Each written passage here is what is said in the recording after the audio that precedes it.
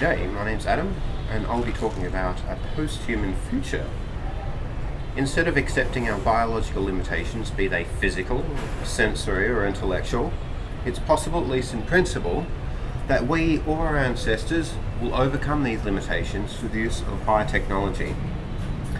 We may enhance ourselves, which may take the form of adjusting our genetic source code or fusing with non-biological machinery. We've all seen enhanced humans in science fiction, but do they actually exist in real life?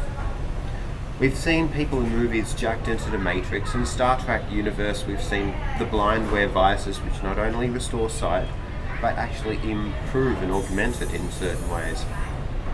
And we've seen the Borg all jacked into the big hive mind, and we've seen Blade Runner where arguably superhumans are created. But what about the real world? It's a large topic, posthumanism. So firstly, in this talk I'm going to be covering what it means to be posthuman, comparing the idea with the human and the transhuman concepts, and trying to clarify my terms. Next, I will discuss attractors and detractors to becoming posthuman. And I'll be discussing why I think it is likely that a fair amount of our descendants will want to be posthuman. There will be accelerators and attractors that I'll be discussing, and also potential defeaters like extinction events. I will counter objections to posthumanism in principle, including ontological objections, ethical objections, and technical arguments against the idea of the posthuman. This is a really large topic, so I'm only going to be able to cover some of the ground, so let's get started. Well, okay, so what does it mean to be posthuman? First, let's take a step back and ask, what does it mean to be human? We want to put things in boxes, we want to make things simple, we want to understand these concepts parsimoniously. So Occam's razor and all that. As simple as we can without loss of useful meaning given the context. And as we advance into a future of synthetic biology, systems biology, developments in the Human Genome Project, we may be facing difficulties with existing definitions between the living and the non-living, the biological and the non-biological machines, and what's considered natural and not natural, or artificial. It's not too surprising. Change isn't a new phenomenon. Advances have contributed to definitional drift in the past. To better forecast possible futures, we need better to model the possible futures in meaningful ways. We need language capable of unambiguously distinguishing important aspects. Clear and sometimes nuanced definitions are clearly needed. I will argue that there are a large amount of possible future cases where the ontological status of humans will not be relevant as it might seem today. While this is not a discussion on language, it is useful to keep in mind the context dependency of useful meaning. Note that the word posthuman may not be as useful a definition in the future as it is today, because the future will contextually be different. So I expect linguistic drift. Okay, so let's talk about definitions. The human, or the homo sapien.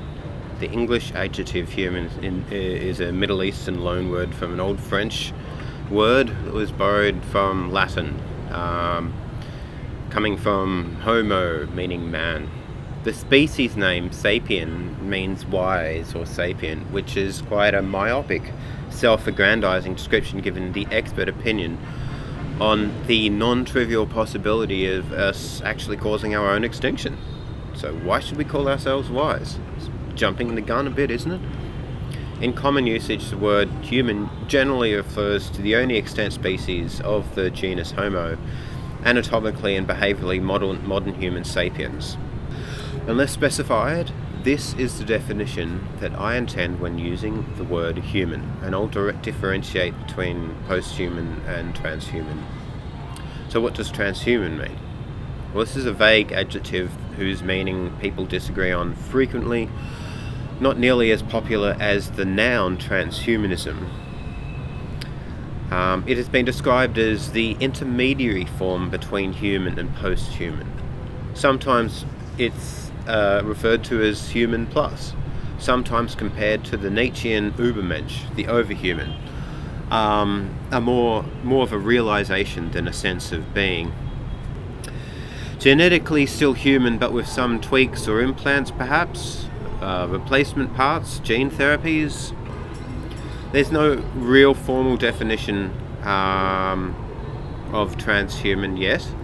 Early extropians defined it as, we are transhuman to the extent that we seek to become posthuman and take actions to prepare for a posthuman future. This involves learning about and making use of new technologies that increase the capacities and life expectancy, questioning common assumptions and transforming ourselves readily into the future, rising above outmoded human beliefs and behaviours.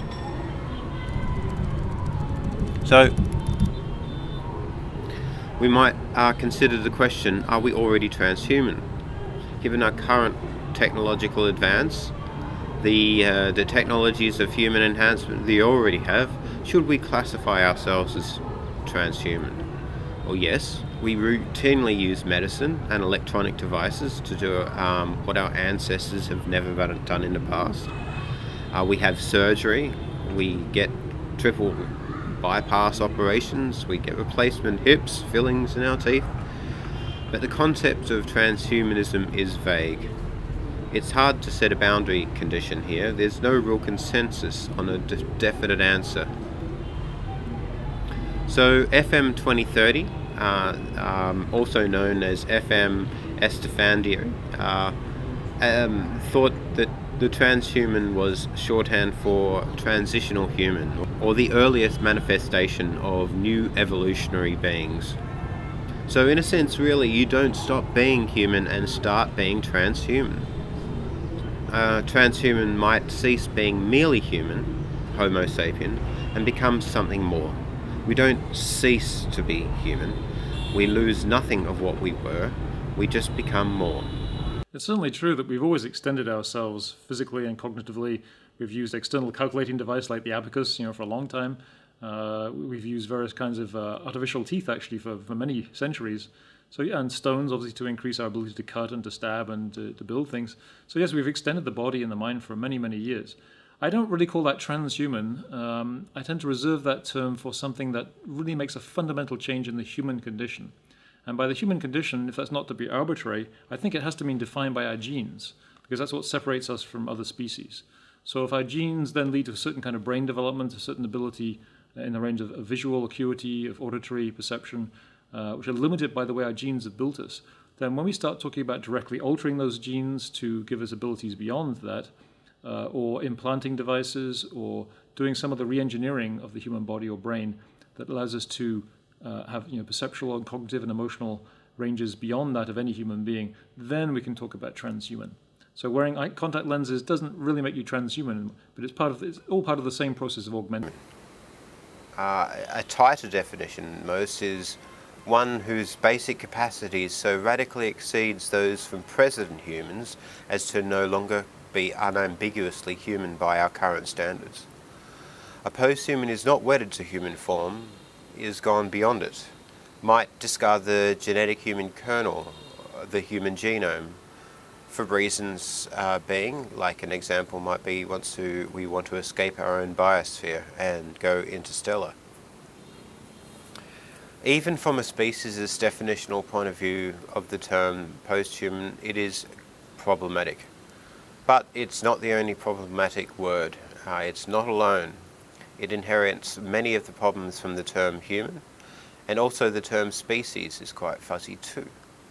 Defined as a group of individuals that actually or potentially interbreed in nature, is a useful way of categorizing the animal kingdom, of which we are part of. But is by no means perfect. If two lineages of spider appear different but occasionally form hybrids with each other, should we count them as a different species? No, not necessarily.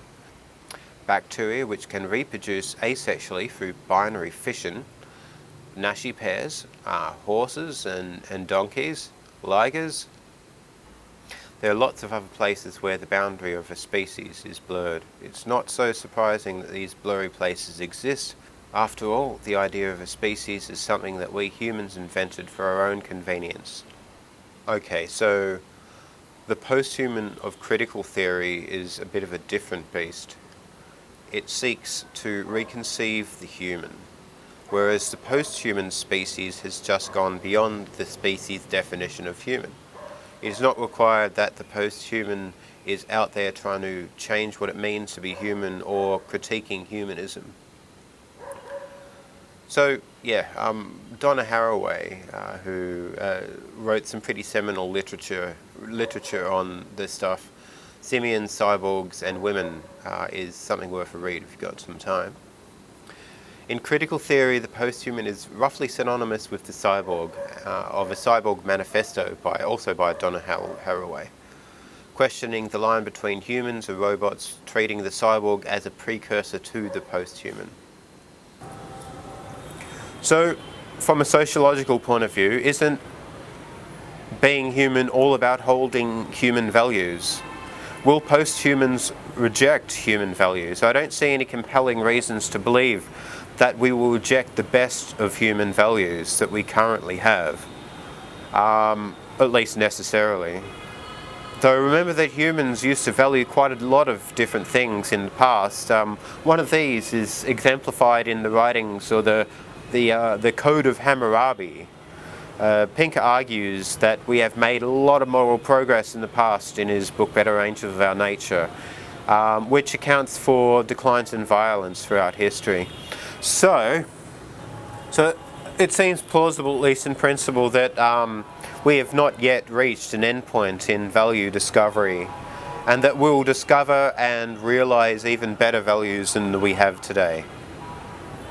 A lot of us can look back and read the actual text of the Code of Hammurabi and think, well, that's just so inappropriate, that's abhorrent.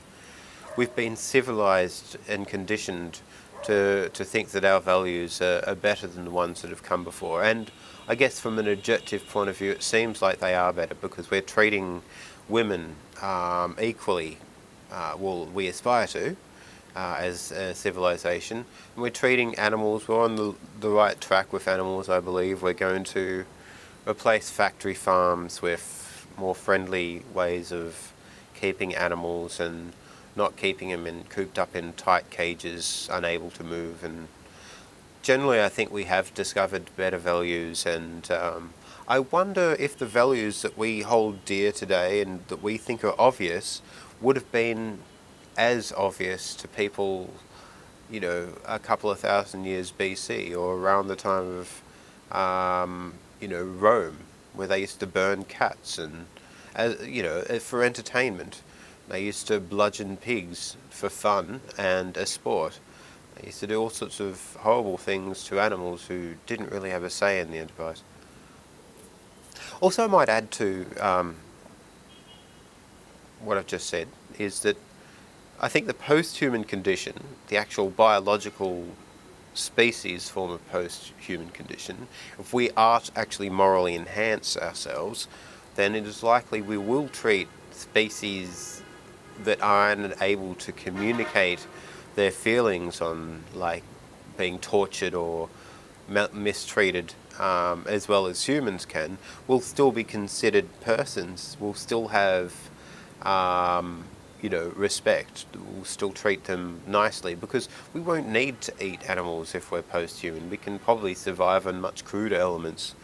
We'll probably, if we could have the technology to evolve humans into a more efficacious form, a more moral form, a more sustainable form, then we won't need the complex, like food that we eat today. We might be able to survive off very simple foods, and with the same technologies that we're using to upgrade ourselves, we might also be able to use to improve food sources, improve water supply, improve food production, improve, yeah, a lot of things.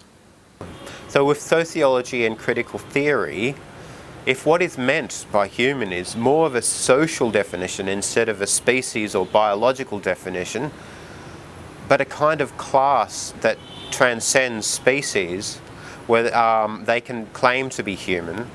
I won't strongly disagree with people deciding to use the term this way. However, I do believe it's misleading. In fact, it's confusing. When you've got two terms, a species definition of human and this sort of the sociological critical theorist definition, I prefer to class a space in which other species can inhabit as being just personhood. The type of posthuman that transhumanists and futurists and science fiction writers allude to is the one which has gone beyond the homo sapien, that is, the human as defined traditionally as something, the same thing as the homo sapien. Differences of kind and differences of degree in posthuman classification. It's worth discussing to help reduce ambiguity as to what might count as posthuman. Lawmakers often disagree concerning whether the particular difference in case should be characterized by a difference in kind or as a difference in degree. The type of characterization may influence how people see the concept of the posthuman. If the disagreement is really about the actual objective state of the world, then that's a great start, though most people disagree less about objective details and more about the characterization of the objective details. People want to see characterizations that gel with their cherished beliefs, that confirm their priors. Sir, the possibility of successfully navigating an asteroid field is approximately 3,720 to 1. Never tell me the odds. People want to feel right rather than be right. This may be the case in some of the opposition to the posthuman. Differences between normal and augmented human function, if framed as amplifications or differences in degree, might tempt one to see future humans as merely amplified humans. I argue that it is likely that some aspects of the posthuman function will be so different from that of the human as to be incommensurable, fitting in an entirely separate conceptual box. For example, inhabiting entirely different mind spaces, or having senses that are just not extensions or amplifications of existing human senses. Future human augmentations along familiar lines, such as longer lives, more powerful eyesight, the ability to see colours across wider spectrums, greater strength or whatnot, could be justifiably characterized as differences by degree. Though if these differences by degree are extreme, I argue that it may also be useful to categorize them as differences in kind, which is often the case in species classification in the animal kingdom, and or in law to help determine whether a plaintiff is culpable, and if so, to what degree. Some category of future agent function may be fit into heterogeneous categories, that describing a function via some human norm may be misleading. Should we focus on differences by degree and or differences in kind? And what counts as a differences in degree and a difference in kind? Well, here's some examples.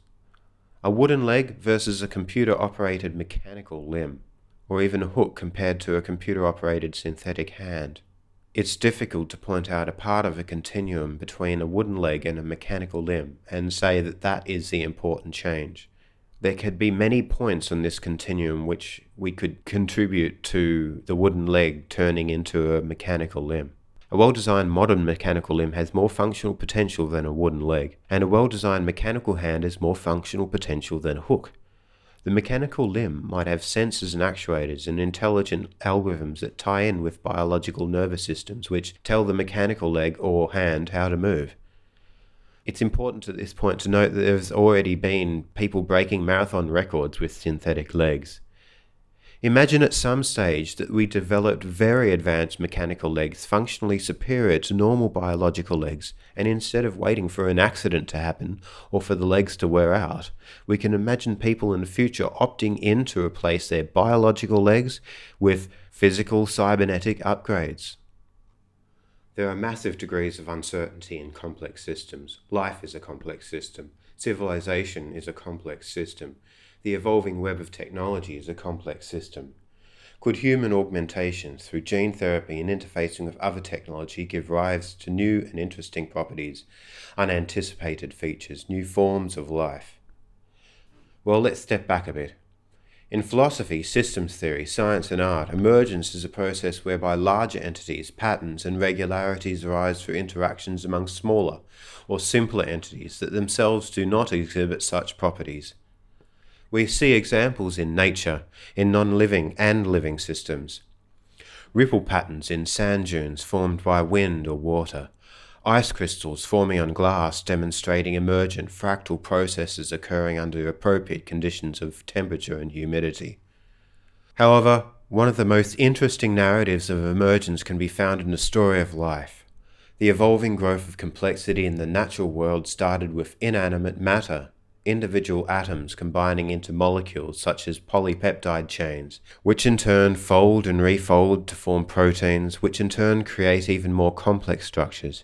These proteins, assuming their functional status from their spatial conformation, interact together and with other molecules to achieve biological function and eventually create an organism which evolved into a diaspora of increasingly complex organisms.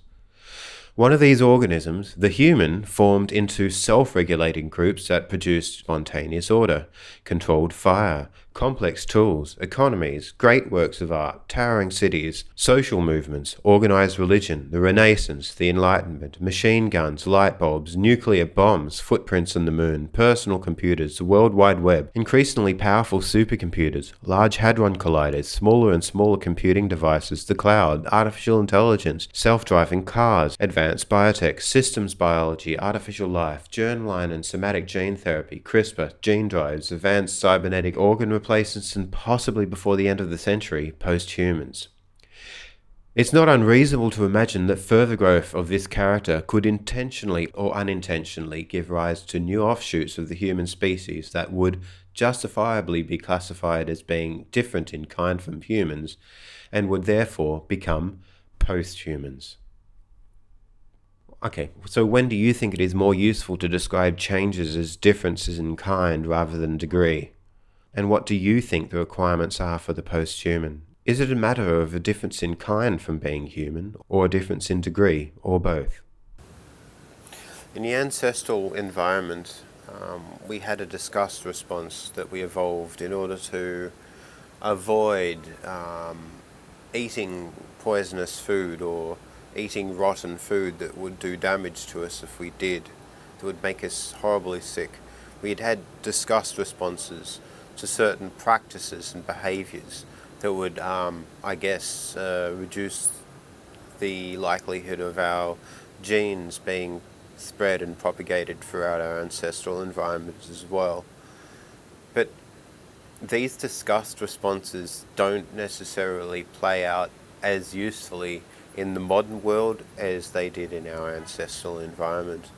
For some people have more disgust response or have a stronger disgust response towards change, for instance, and they sort of have an aversion to new technologies, especially new types of technologies that they hadn't experienced before, and especially technologies that interface directly with the body or go underneath or inside the body.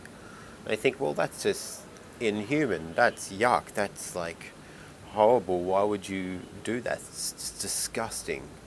Why would you, swap your legs out for some artificial ones? Why would you get an artificial heart? Yuck. Why would you put a chip in your head, Why would you put an RFID chip in your hand? That sounds ridiculous. It's just absurd. You're turning into the Borg, whatever. So, and a lot of science fiction, like Star Trek, is sort of played off on our disgust responses. The villains are often gooey, yucky looking things. The Borg are kind of gooey and yucky looking, and they've interfaced with technology to a great degree, and perhaps, there's some an interesting sort of narrative there that tells us, well, watch out, don't let technology overtake you. Otherwise you'll lose a sense of self, lose a sense the value that we have as humans. That's true to a degree as well. No criticism there, but I do criticise the fact that they may be leveraging people's disgust responses. It's interesting, in Deep Space Nine they had a really sexy Borg on their ship. What is it, 7 of 9 her name was? Yeah, pretty awesome.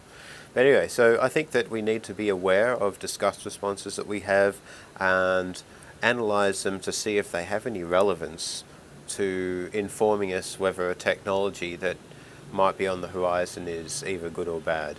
If they're just disgust responses that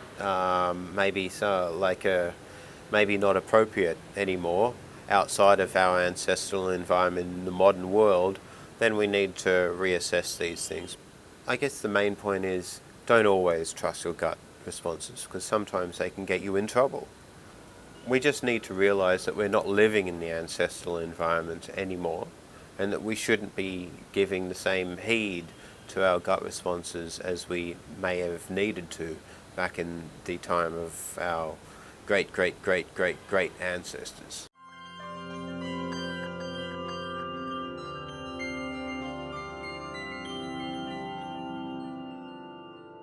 Think of the most wonderful experience of your life.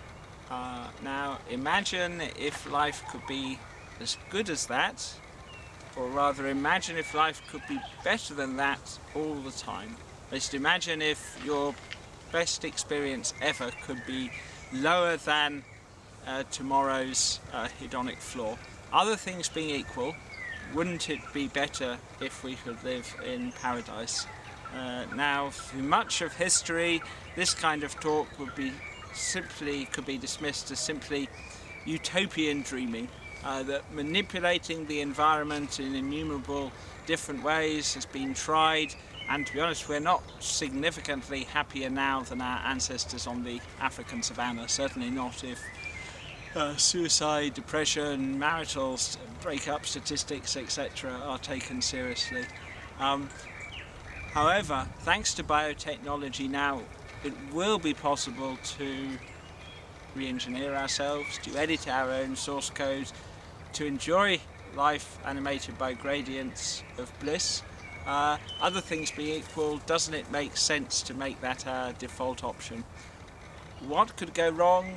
Well, lots of things could go wrong, but that's true of any experiment, and that's what having kids involved today. When two people decide to bring children into the world, chances are at the moment they're going to be bringing an awful lot of suffering into the world too, whereas in future, when one creates new life, one will be creating, or at least potentially creating, gradients of lifelong well-being. And if we're ethically serious, that's the approach I think we ought to be taking. I think a lot of people will probably think, well, that's all well and good. Maybe our children, grandchildren, great-grandchildren will enjoy this kind of fabulous life. What about me now? Because we're human, one can listen to these wonderful tales, some futurists relate of how good life could be in future, a future of super intelligence, super longevity, super happiness, all these wonderful things. What about now? One still has bills to pay, taxes, relationship problems, just the messy, nitty-gritty reality of life. Unfortunately, I don't have a panacea now, or rather the kinds of interventions one can suggest. Good diet, exercise, sleep discipline, unfortunately are not as exciting as this tantalizing prospect that our children and grandchildren will enjoy. But after that somber note, perhaps it's worth suggesting that with designer drugs and in future autosomal genetic therapy, it will be possible for adults, people of my age and older, to enjoy the best time of their lives too. Perhaps not full-blown paradise engineering of the richness that our descendants may enjoy, but there is no reason to be sceptical that the later years of our life won't be incomparably richer than anything that's gone before.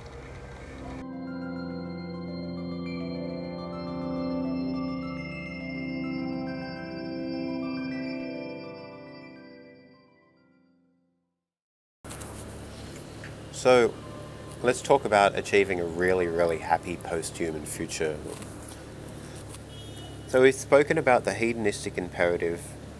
You've seen a video of David talk about that. Now imagine we could achieve that sort of future. Would you say no to that future now? On what grounds would you say no to a really happy future devoid of suffering, where we were animated by gradients of information-sensitive bliss? So yes, I don't think that we're going to discover aliens anytime soon. Here's a thought experiment. Imagine we were visited by aliens, and they were friendly, but they were also extremely happy, and they had eradicated suffering within their civilization. They were very advanced. They were far more advanced than we are, and they'd been a stable civilization for millions upon millions of years. What arguments, if any, would you give to this alien culture, this alien race, that they should institute suffering again? That they shouldn't be as happy as they are? That they shouldn't be on an eternal quest to seek novelty throughout the universe? What arguments, what well-formulated arguments would you give them to try and convince them to reinstitute suffering and give up their happiness and go back to work and, being an office jockey or a factory worker?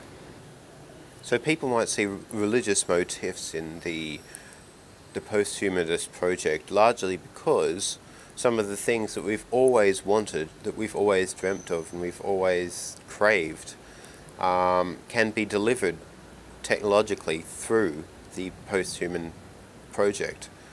Some of these cravings are similar to what we see as rewards in religion. Like, for instance, in Christianity there's heaven, and in heaven everybody are happy.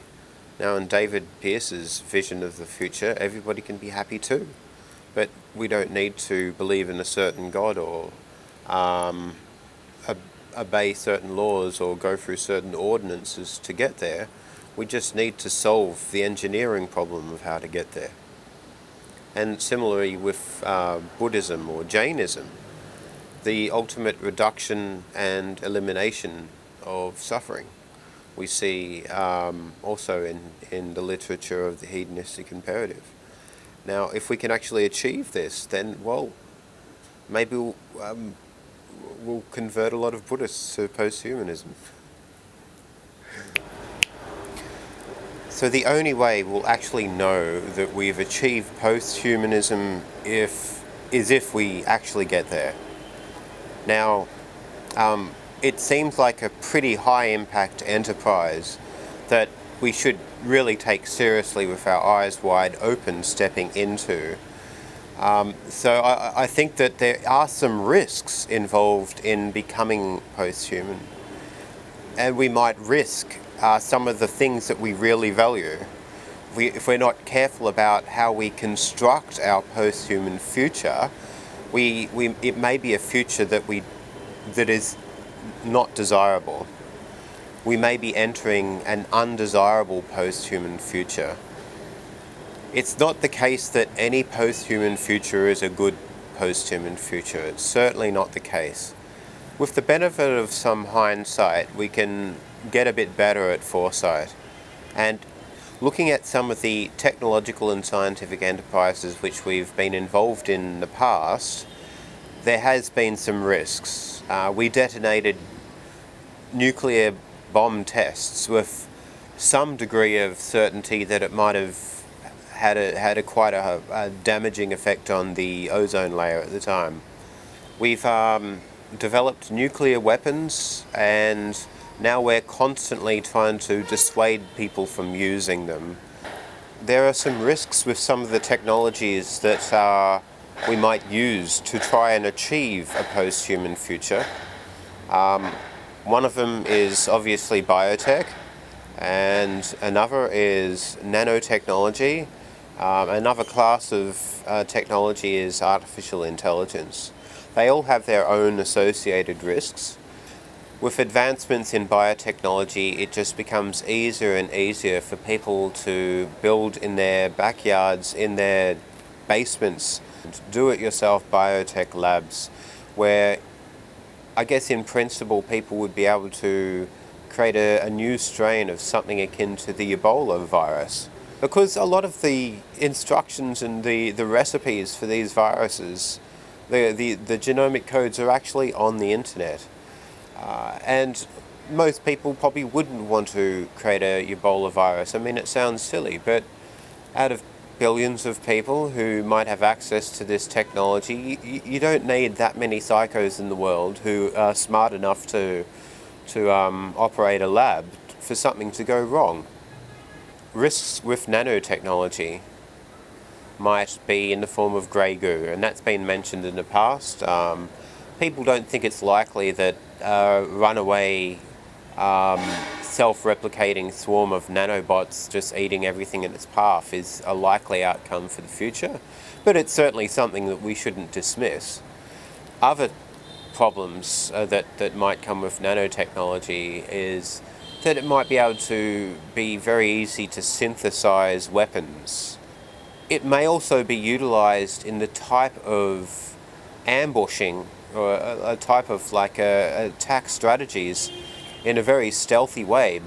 It could be the case that this smart dust swarm of nanoparticles could be sent anywhere in the world without the populace or anybody knowing about it except those who are sending it and controlling it.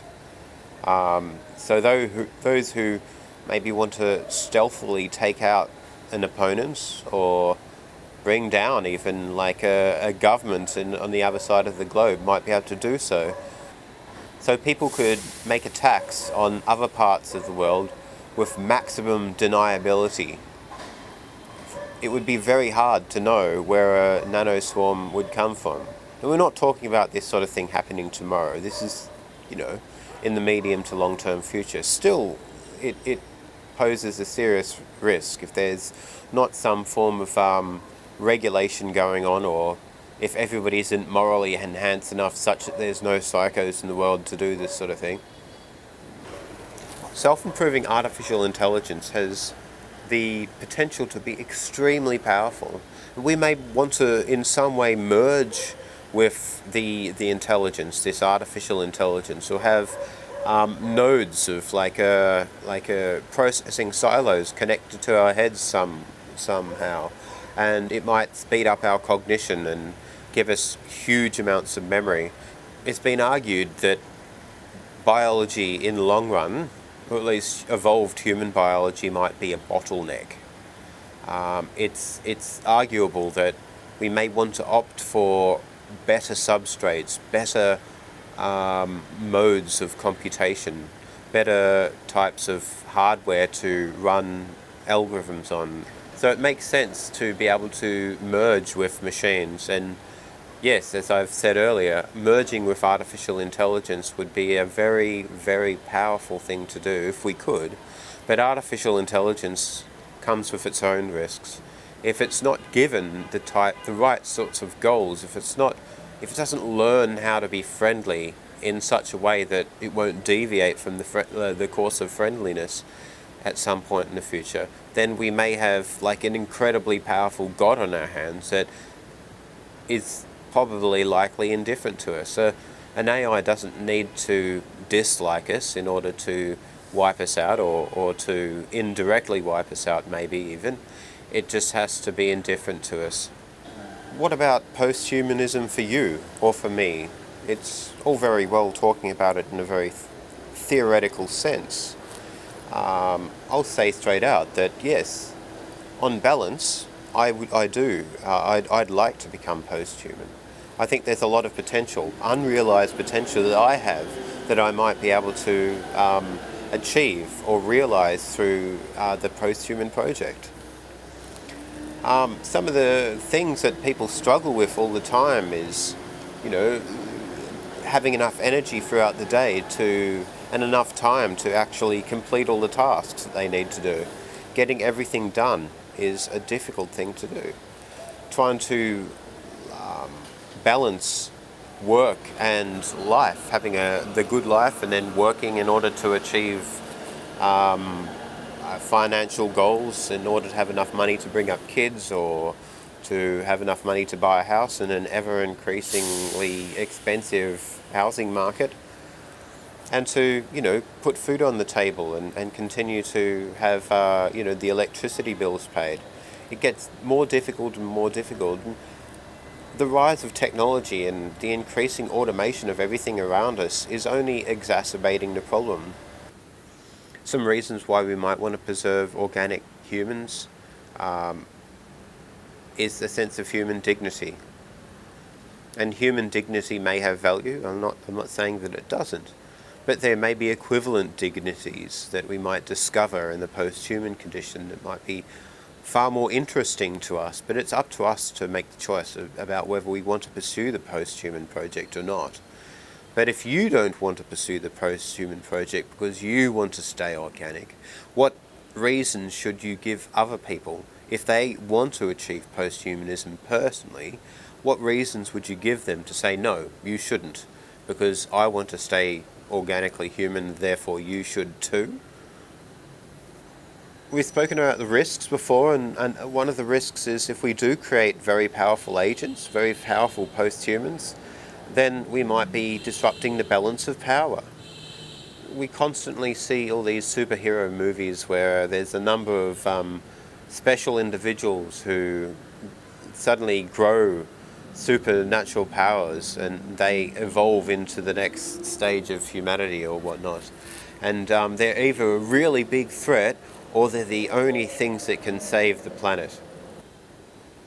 It gives people the sense that only a few people, a few special chosen ones, can actually make a difference in the world. It's rather disempowering to think that, well, if you weren't born Superman, if you weren't born, with the strength of Thor, or if you weren't born as rich and smart as Tony Stark / Iron Man was, then you're just a measly human that can be swept aside in world affairs, and there's nothing that you can really do to make a difference in the world.